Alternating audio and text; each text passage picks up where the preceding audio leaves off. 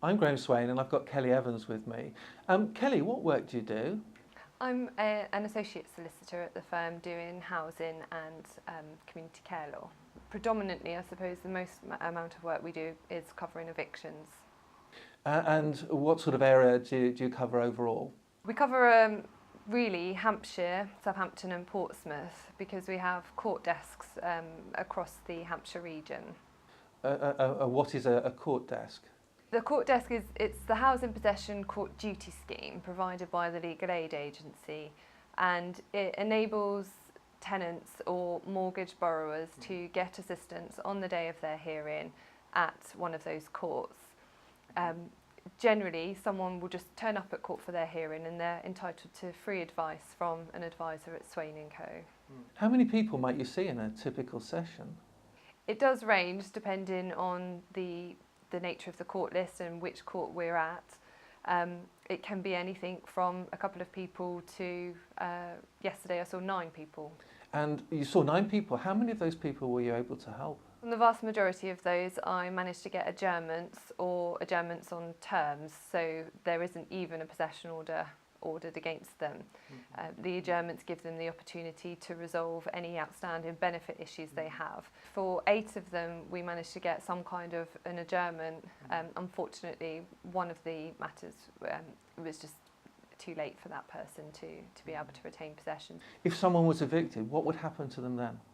It obviously depends on the circumstances surrounding the eviction, but there is a way of getting assistance from local authorities, as people can apply as homeless to their local housing authority. How would they apply to the local authority? There is no form of application. Case law sets out that as soon as someone approaches the council and states that they are homeless or threatened with homelessness, that should be enough for the council to start their investigations. However, at Swain & Co, we do tend to set out the basis of our client's application so that there can't be any doubt that that's what they've gone to the council for. I would suggest that they get independent legal advice as soon as possible.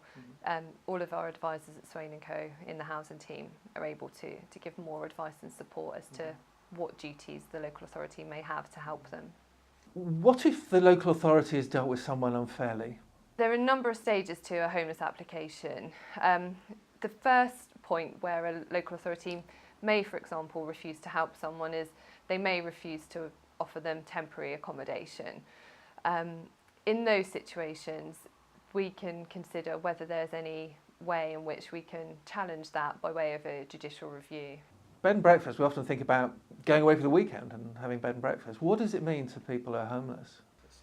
It's really unfortunate in this day and age that happens to families and especially with children in that situation.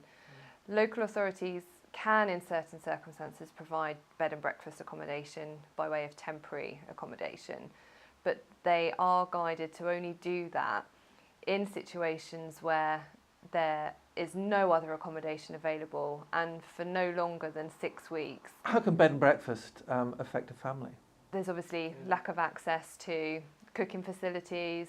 You usually all put in one bedroom. We can make representations to say that accommodation isn't suitable. That could be bed and breakfast accommodation, it could be other temporary accommodation that's been provided.